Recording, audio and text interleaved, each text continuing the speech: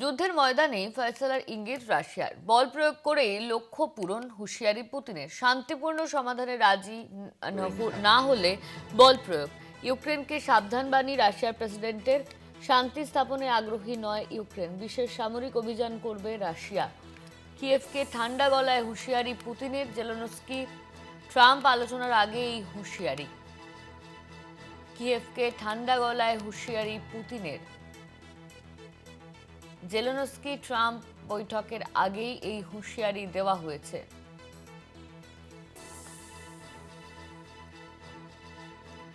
যুদ্ধের ময়দানে ফয়সালার ইঙ্গিত রাশিয়ার,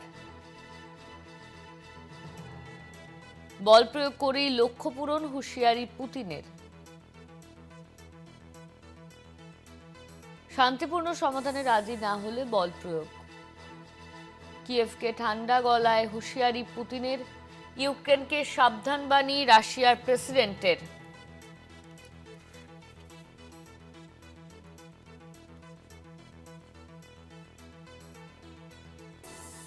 কিয়েভকে ঠান্ডা গলায় হুঁশিয়ারি দিয়েছে পুতিন, জেলেনস্কি ট্রাম্প আলোচনার আগেই এই হুঁশিয়ারি। শান্তিপূর্ণ সমাধানে রাজি না হলে বল প্রয়োগ। ইউক্রেনকে সাবধান বাণী রাশিয়ার প্রেসিডেন্টের।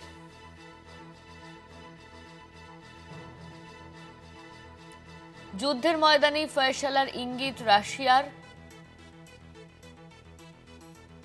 বল প্রয়োগ করেই লক্ষ্য পূরণ হুঁশিয়ারি পুতিনের,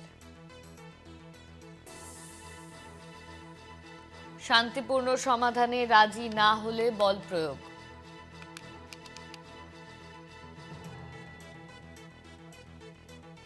আমাদের সঙ্গে ফোন লাইনে রয়েছেন আমাদের মুখ্য রাজনৈতিক বিশ্লেষক জয়ন্ত ঘোষাল। জয়ন্তদা, কিয়েভকে ঠান্ডা গলায় হুঁশিয়ারি দিয়েছে পুতিন, জেলেনস্কি ট্রাম্প আলোচনার আগেই এই হুঁশিয়ারি। একটা জিনিস অনন্যা পরিষ্কার বোঝা যাচ্ছে যে গোটা পৃথিবী কিন্তু একটা অশান্তি এবং যুদ্ধের দিকে চলছে। যখন বছরটা শেষ হচ্ছে, একটা নতুন বছর 2026 দরজায় কড়া নাড়ছে, তখন কিন্তু দেখা যাচ্ছে যে ট্রাম্পের যে শান্তি প্রচেষ্টা সেটাও ভণ্ডুল হয়ে গেল। এবং ট্রাম্প ভেবেছিলেন যে তিনি ইউক্রেনকে ধমকে এবং রাশিয়াকে মানে হুঁশিয়ারি দিয়ে তারপর আবার আলাপ আলোচনায় বসে নরমে গরমে একটা রাশিয়া এবং ইউক্রেনের যুদ্ধ থামিয়ে দেবেন এবং তার বদলে তিনি নোবেল পুরস্কার পর্যন্ত পাবেন ভেবেছিলেন। শুধু ভেবেছিলেন তাই নয়, তিনি বারংবার বলেওছেন যে আমি অনেকগুলো নোবেল পুরস্কার পাওয়া উচিত, মানে ভারত পাকিস্তানের যুদ্ধ থামিয়েছি, রাশিয়া ইউক্রেন থামাতে যাচ্ছি, এরকম ভাবে অনেক যুদ্ধ থামিয়ে উনি একটা শান্তির প্রতিভূ হবেন।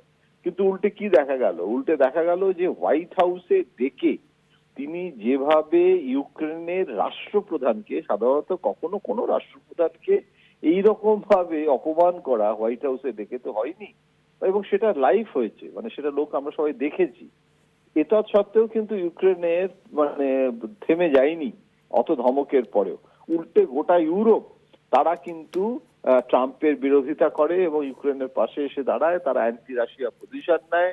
এবং সব থেকে যেটা বড় কথা হচ্ছে যে ন্যাটো, যেটা আমেরিকার সব থেকে বড় সংস্থা, এবং সেই ন্যাটোরই সমর্থনে যুদ্ধটা হচ্ছে রাশিয়ার বিরুদ্ধে। তার ফলে গোটা জিনিসটা খুব জটিল আকার ধারণ করেছে। এবং এখন যেটা হলো, পুতিন ভারতেও এলেন এবং তখনও তিনি বুঝিয়ে দিয়েছিলেন যে তিনি মানে বিনা যুদ্ধে নাহি দেবো সূচক্রমী মেদিনী, তো ইউক্রেনটা দখল করেই ছাড়বো। সুতরাং এই মানসিকতাটা পুতিনের যে রাজনৈতিক আচরণ, তার যে মানে রাজনৈতিক ইতিহাস আমরা জানি যে তিনি নিজে মানে কেজিবির প্রধান ছিলেন এবং তিনি যে রকম ভাবে ইন্টেলিজেন্স মিলিটারি এরকম একজন রাষ্ট্রনায়ক তিনি। এবং তার মধ্যে একটা ব্যাপার আছে যে উনি যেটা মানে খুব এক গুঁড়ো টাইপের। এখন তার ফলে যেটা হয়েছে যে উনি কিন্তু ধরেই নিয়েছেন যে এই যুদ্ধ আমি থামাবো না। তার ফলে যেটা হয়েছে যে এখন যদি বিশেষ সামরিক অভিযানের যে হুঙ্কার দিয়েছেন, তাতে একটা জিনিস বোঝা যাচ্ছে যে আমরা বলতে পারি যে এগুলো রেটোরিক্স, মিলিটারি রেটোরিক্স তো থাকে, তো যে একটা হুঙ্কার দিয়ে তারপরে আবার সেটাকে আলোচনার পথে নিয়ে যাওয়া। কিন্তু এইটা করতে করতে মানে যুদ্ধ এবং শান্তি, এই যুদ্ধের রেটোরিক্স হুমকি করতে করতে আবার শান্তির পথে যাওয়া, এইটা করতে করতে অনেক সময় একটা পয়েন্ট অফ নো রিটার্নে পৌঁছে যায়। পৃথিবীর ইতিহাস তাই বলে। এবং সেই কারণেই কিন্তু এই যে প্রথম বিশ্বযুদ্ধ, দ্বিতীয় বিশ্বযুদ্ধ, সবসময় এমনটাই হয়েছে যে আগেই মনে হয়েছে যে মিটে যাবে, তারপরে আবার যুদ্ধ হয়ে গেছে। সুতরাং যুদ্ধ যে হবে না, শান্তি জয়ী হবে 2026-এ, সেটাও কিন্তু এখন এই সমস্ত দেখে, যখন এই পুটিনের হুঙ্কার দেখে, সেটা কিন্তু মনে হচ্ছে যে সম্ভাবনা উড়িয়ে দেওয়া যায় না। অর্থাৎ আমরা, এবং একটা জায়গায় যুদ্ধ হলে এখন তো তৃতীয় বিশ্বযুদ্ধ ওই রকম ভাবে সংগঠিত ভাবে ন্যাটো আর কেজিবি আর সোভিয়েত ব্লক আর আমেরিকান ব্লক সেই ঠান্ডা যুদ্ধের অবসান হয়েছে।